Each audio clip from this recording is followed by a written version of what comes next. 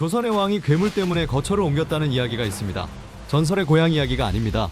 오늘은 국가공인 기록물인 실록과 신빙성 있는 문헌에 묘사되어 있는 우리나라 괴물들에 대해서 알아보려고 합니다. 괴물에 대한 이미지는 실제로 문헌에 묘사되어 있는 글을 토대로 상상해서 그린 것임을 참고해주세요. 시작합니다.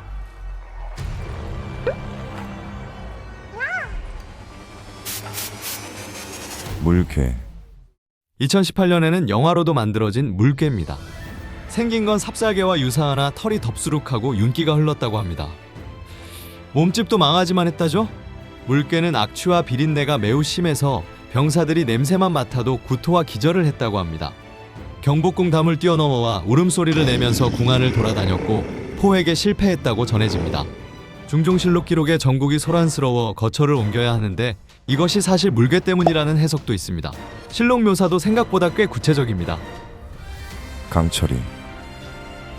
지복유설과 박지원의 열하일기에 기록된 재앙 괴물로 커다란 소의 크기에 피부는 용비늘로 덮여있고 그 모습이 단단하고 반짝였다고 합니다. 머리에는 뿔이 하나이고 검은색 또는 금속 광택이었다는 기록이 있습니다.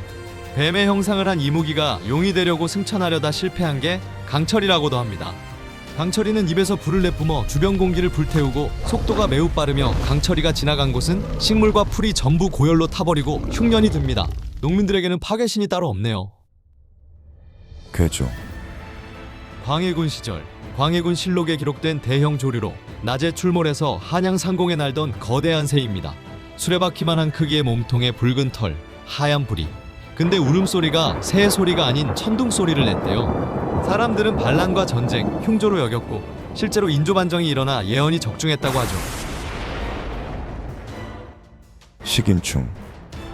조선 정조실록의 평안도에서 대규모 발생한 붉은색 기생벌레로 실제로 기록된 공포의 재앙입니다. 사람 살을 파먹고 귓구멍과 코로 뇌까지 침투해 사망시킨 조선판 연가시로 국가 차원의 방역 명령을 내렸습니다. 크기는 손가락마디만 하지만 때로 출몰했습니다. 혈액 같은 붉은색에 다리 촉수의 묘사는 없어 단순 원통형 벌레가 아닌가 싶습니다. 음식이나 물오염으로 집단 감염되고 뇌로 침투하면 환자는 비명과 발작 후 사망합니다. 수백 명이 사망하여 국가 재앙으로 보았고 기름을 뿌리고 불을 붙여 겨우 잡았다고 합니다. 백악산 괴물. 조선 명종실록에 기록된 사건으로 한양 백악산에서 출몰한 포식 괴물입니다. 곰 또는 호랑이와 닮았고 앞발이 비정상적으로 컸으며 털이 거칠고 뻣뻣해 일반 야생동물과는 확연히 달랐다고 합니다. 어두운 밤에 출몰해 백악산 일대 가축과 사람이 다수 실종이 되어 명종은 군대를 파견했는데요. 함정을 놓고 포위망을 좁히던 중 비명소리가 들려서 그 장소로 갔지만 발자국만 남아있고 흔적도 없이 사라져 초자연적인 존재로 인식되었습니다. 식인 호랑이. 조선왕조실록의 호랑이 출몰과 식인 기록은 600에서 900여 건이고 공식적인 피해자만 3,989명 이상이며 산골짜기 마을이 아닌 궁궐과 도성에도 출몰이 빈번해 국가재앙 수준이었습니다. 호랑이가 왜 괴물이냐고요? 당시에 집채만한 크기로 자주 구전되어 오고 있으며 사람을 통째로 물어서 납치를 할 수 있습니다. 조선시대의 백성들의 집은 튼튼하지 않았기 때문에 쉽게 방문을 부수고 사람을 물어갔습니다.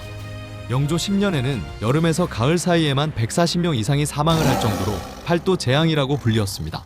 심각성이 날로 심해져 차코갑사라는 호랑이 사냥 특수부대를 만들고 한 마리 잡으면 계급 승진과 논밭을 수여하기도 했습니다. 괴물로 오해받은 동물이나 자연현상. 괴물인 줄 알았으나 우리가 다 아는 동물이나 현상들인 경우도 있습니다. 코끼리. 태종실록에 일본에서 선물로 받은 아시아 코끼리가 사람 2명을 밟아 죽여 순천장도로 유배를 간 조선 최초 동물재판 사건입니다. 공조판서 이유가 기이한 짐승이었던 코끼리의 외모를 비웃고 침을 뱉아 코끼리가 발로 밟았다고 합니다. 그 후 전라도 장도로 유배를 갔다가 살이 빠지고 사람만 보면 눈물을 흘렸다고 하여 태종은 불쌍히 여겨 육지로 복귀를 시킵니다. 그러다 사육사 노비가 괴롭혀 다시 한번 밟아 사망했고 또다시 유배를 가게 됩니다. 뭔가 우픈 이야기네요. 괴요? 중종 11년 수레바퀴만 한 물고기가 해변에 밀려왔다는 기록이 있습니다. 지름이 3m나 되는 개복치로 보입니다. 명종 1년 소처럼 우는 물고기가 있었다는데 상괭이 또는 물개로 보입니다. 광해군 5년 다리가 4달린 물고기가 있는데 바다거북이 같습니다. 세조 11년 황해도 연안에 거대한 바다짐승의 사체가 떠밀려 왔는데 너무 커서 처리가 힘들다고 조정 대신들이 고심했다고 합니다. 고래로 보이죠? 흑룡과 황룡. 조상들의 기록을 보면 용이 나타날 때면 항상 안개, 비, 천둥, 번개를 동반하죠. 흑룡의 정체를 추측해보면 강력한 비구름을 동반한 전형적인 용오름입니다. 그 이유는 비를 머금은 구름과 회오리 기둥은 역광이나 흐린 날씨에서 검푸른 색으로 보입니다. 실록에서도 흑룡이 나타나 비를 뿌렸다는 기록이 있습니다. 황룡의 정체는 땅에서 발생한 토네이도가 흙먼지를 빨아들인 경우 혹은 석양이나 햇빛에 반사된 용오름으로 보입니다. 회오리 바람이 땅에 누런 흙먼지를 잔뜩 빨아올리며 이동하는 게 마치 누런 용으로 보인 것입니다. 실제로 조상들이 용을 봤다고 하면 단순히 용을 본 것이 끝이 아니라 용의 힘을 묘사하죠. 나무가 뽑히고 기와가 날아갔다든지 곡식들이 쓰러지고 집이 무너졌다든지 우박과 바람을 동반한다든지 말이죠. 토네이도와 용오름의 자연 피해와 똑같은 것 같은데요.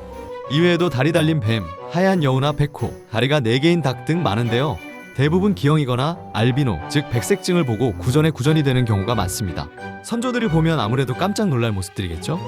실제로 공포의 대상이었던 괴물들부터 오해받은 동물들까지 알아보았습니다.